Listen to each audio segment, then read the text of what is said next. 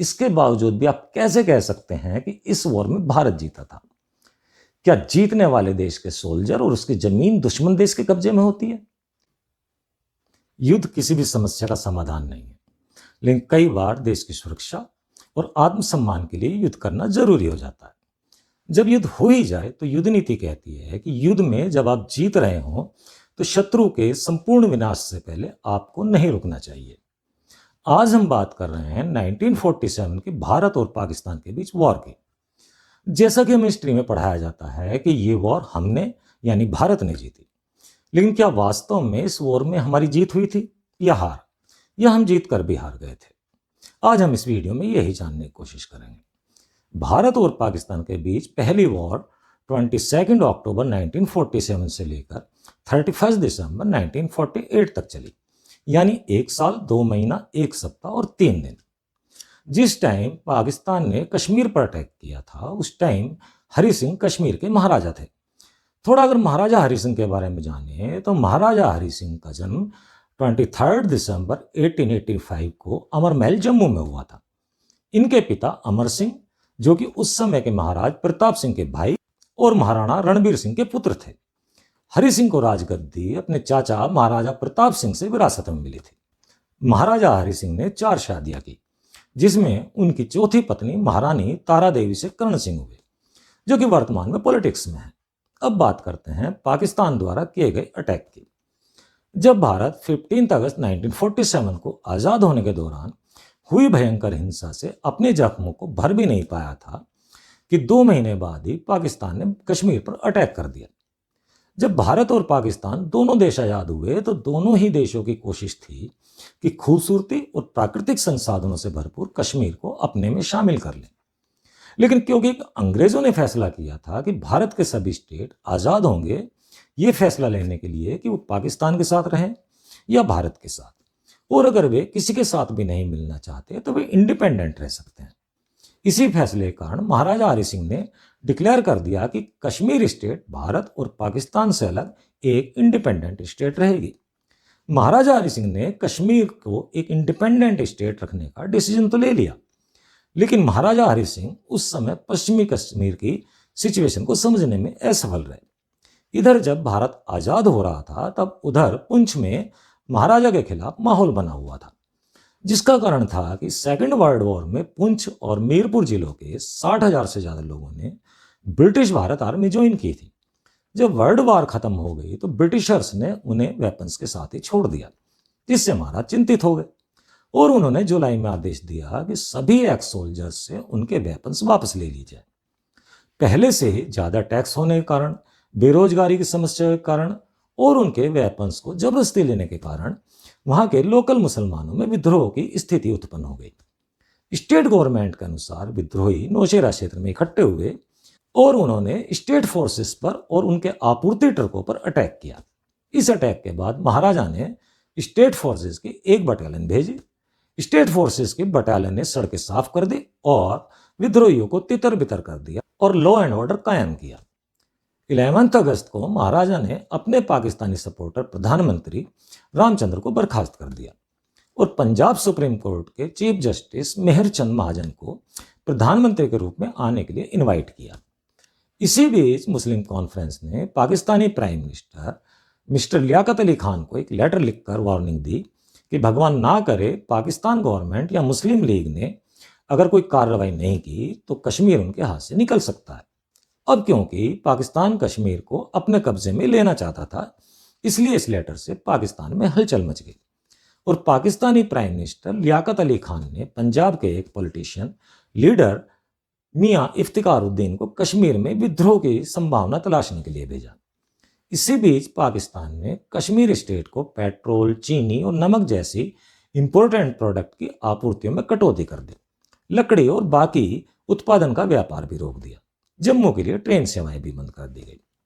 Iftikharuddin mid सितंबर में वापस लौटे और उन्होंने रिपोर्ट दी कि नेशनल कॉन्फ्रेंस कश्मीर घाटी में मजबूत स्थिति में है और पूरे जम्मू और कश्मीर में विद्रोह नहीं हो सकता। इससे कुछ समय पहले ही जब भारत और पाकिस्तान का बंटवारा हुआ तो कश्मीर के पश्चिमी जिलों के मुसलमानों ने पाकिस्तान में मिलने की मांग की और लोकल मुसलमानों और हरि सिंह की सेना में शामिल मुसलमानों ने विद्रोह कर दिया। विद्रोहियों ने जल्दी ही लगभग पूरे पुंछ जिले पर नियंत्रण कर लिया और शहर में कश्मीर स्टेट की फोर्सेस की चौकी पर विद्रोहियों ने कब्जा कर लिया। मीरपुर जिले में शालीग्राम और झेलम नदी पर ओवन पट्टन के सीमा चौकियों के आसपास भी विद्रोहियों ने कब्जा कर लिया, जिससे कि महाराजा हरिसिंह का पश्चिमी कश्मीर में नियंत्रण खत्म हो गया। जब पाकिस्तान में यह सूचना पहुंची तो पाकिस्तान ने इसे गोल्डन अपॉर्चुनिटी समझते हुए कश्मीर के लिए ऑपरेशन गुलमर्ग नामक एक प्लानिंग तैयार की। आजादी के कुछ दिनों बाद ही इसे अमल में लाया गया। बन्नू ब्रिगेड के साथ सेवारत एक भारतीय अधिकारी मेजर OS कलकट को गलती से इस योजना का पता चल गया, जो उस समय पाकिस्तान में थे। इससे पहले कि पाकिस्तानी सेना उन्हें पकड़ती, वे भागकर दिल्ली आ गए और उन्होंने पाकिस्तान की इस प्लानिंग की information prime minister Jawaharlal Nehru को दी। लेकिन तब नेहरू ने कहानी को बकवास बताते हुए इसे रिजेक्ट कर दिया।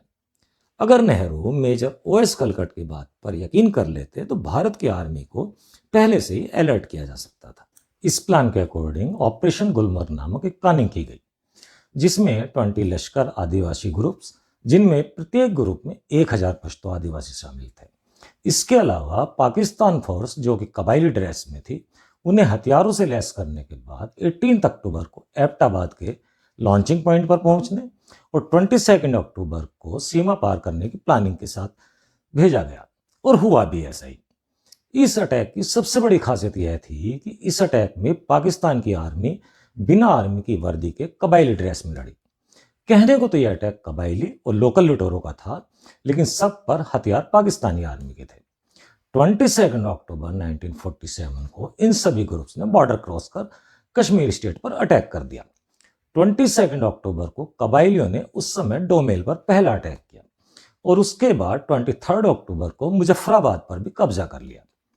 25 अक्टूबर को इन्होंने उरी पर भी कब्जा कर लिया और इसका बाद उनका अगला टारगेट बारामूला था, जहां 26 को धावा बोलकर कब्जा कर लिया गया।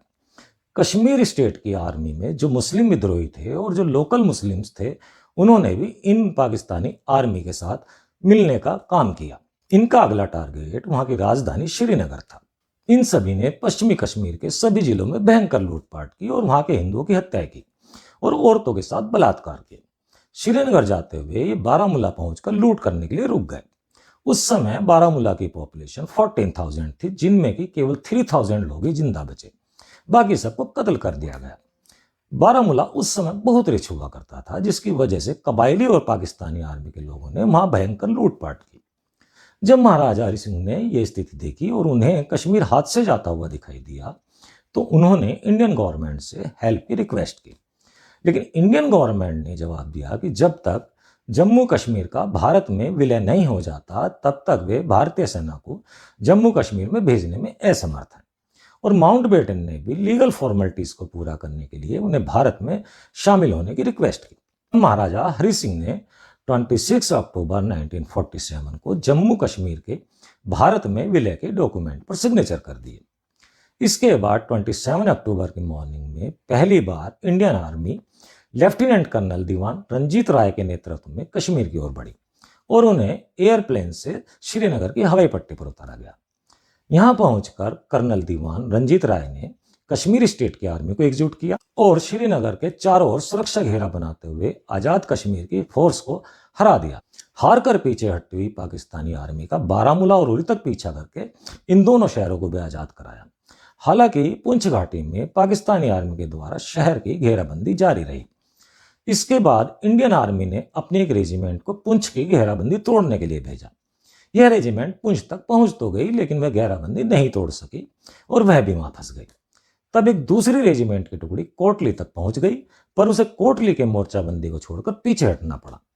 इसी बीच मीरपुर पर पाकिस्तानी आजाद कश्मीर की सेनाओं का कब्जा हो गया। इस समय पाकिस्तानी आर्मी ने जहांगीर पर भी कब्जा कर लिया था। इसके बाद नौशेरा पर एक अटैक किया, जिसे इंडियन आर्मी ने बड़ी बहादुरी के साथ फेल कर दिया। पाकिस्तानी आर्मी की दूसरी टुकड़ियों ने भी उरी पर अटैक किया, वो भी फेल रहा। इधर इंडियन आर्मी ने छोटे से अटैक से छंब पर कब्जा कर लिया। उस समय तक इंडियन आर्मी की सपोर्ट के लिए उनके पास और भी मदद पहुंच चुकी थी, जिससे कि इंडियन आर्मी की पावर बढ़ गई और उसी वजह से सिचुएशन कंट्रोल में आने लगी। इंडियन आर्मी ने जहांगीर और राजौरी पर अटैक करके उन्हें वापस अपने कब्जे में ले लिया। अब इंडियन आर्मी सभी क्षेत्रों में पाकिस्तानी आर्मी और उसकी सपोर्टर आजाद कश्मीर सेना पर भारी पड़ने लगी। 1 साल लंबी चली लड़ाई के बाद पुंछ को पाकिस्तानी आर्मी से आजाद करा लिया गया और गिलगित स्काउट, जो कि अब तक अच्छे से कामयाबी हासिल कर रहे थे, उन्हें भी आखिरकार हार कर भागने पर मजबूर कर दिया। उनका पीछा करते हुए इंडियन आर्मी ने कारगिल पर कब्जा कर लिया। जोजिला दर्रा को भी टैंक की मदद से कब्जे में ले लिया। पाकिस्तानी आर्मी ने भारत की तरफ से टैंक द्वारा अटैक की उम्मीद नहीं की थी, इसलिए उनके तुरंत पांव उखड़ गए। अब इंडियन आर्मी पूरी तरह से पाकिस्तानी आर्मी और उनके सहयोगियों पर हावी हो चुकी थी और पाकिस्तान की आर्मी और उनके सहयोगी भागने लगे और इंडियन आर्मी ने 2/3 जम्मू कश्मीर को अपने कब्जे में ले लिया और चंद दिनों में ही इंडियन आर्मी पाकिस्तान में घुसने वाली थी। तभी भारतीय प्राइम मिनिस्टर जवाहरलाल नेहरू को महान बनने का विचार आया और प्राइम मिनिस्टर जवाहरलाल नेहरू 1 जनवरी 1948 को पूरे विवाद को लेकर संयुक्त राष्ट्र की सुरक्षा परिषद में चले गए। जिस कश्मीर का महाराजा हरि सिंह भारत में विलय कर चुके थे, उसके बावजूद जवाहरलाल नेहरू ने यूएनओ के सुपरविजन में कश्मीर में जनमत संग्रह कराने की बात कह दी और बस यहीं से यह मुद्दा इंटरनेशनल डिस्प्यूट में बदल गया।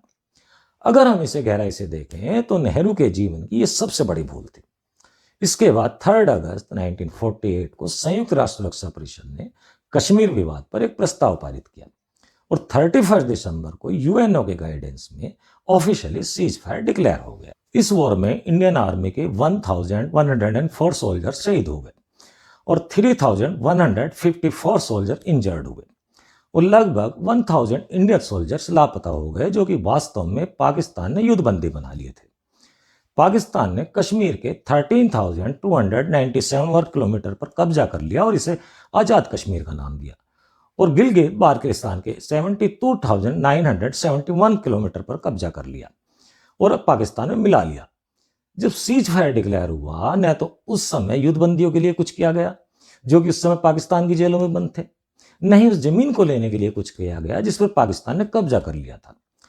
वो 1000 इंडियन आर्मी के सोल्जर्स पाकिस्तानी जेलों में ही सड़ते रहे और अधिकांश पाकिस्तानी अधिकारियों के टॉर्चर से सहते सहते पागल होकर मौत के शिकार हो गए। इन सैनिकों के बारे में अक्सर आपने फिल्मों में देखा होगा और अखबारों में पढ़ा होगा।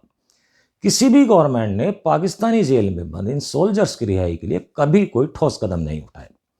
अब सवाल यह उठता है कि जब पाकिस्तान ने लगभग 1000 इंडियन आर्मी के सोल्जर्स को अरेस्ट करके इंडिया को वापस नहीं किया और इंडिया की टोटल 86,268 वर्ग किलोमीटर पर कब्जा कर लिया, तो भारत सरकार अपने कब्जे में नहीं ले पाई। इसके बावजूद भी आप कैसे कह सकते हैं कि इस वॉर में भारत जीता था? क्या जीतने वाले देश के सोल्जर और उसकी जमीन दुश्मन देश के कब्जे में होती है? अगर भारत जीतता तो भारत के कब्जे में पाकिस्तान की जमीन और पाकिस्तान के सोल्जर होते, ना कि पाकिस्तान के कब्जे में हमारी जमीन और हमारे सोल्जर। निश्चित रूप से हम यह बार जीत रहे थे, हमारे सोल्जर जीत की तरफ बढ़ रहे थे, लेकिन नेहरू अगर यूएनओ में ना जाते तो सारा कश्मीर आज हमारा होता और हमारे सोल्जर भी पाकिस्तानी जेलों से आजाद हो गए होते। अगर सही मायनों में देखें तो नेहरू की एक गलती से हम जीती हुई वॉर हार गए, जिसकी कीमत हम आज भी चुका रहे हैं और हमारे देश के एक बड़े हिस्से पर आज भी पाकिस्तान का कब्जा है। आपकी इस बारे में क्या राय है? कृपया कमेंट करके जरूर बताइए। Thank you. मिलते हैं अगले वीडियो में।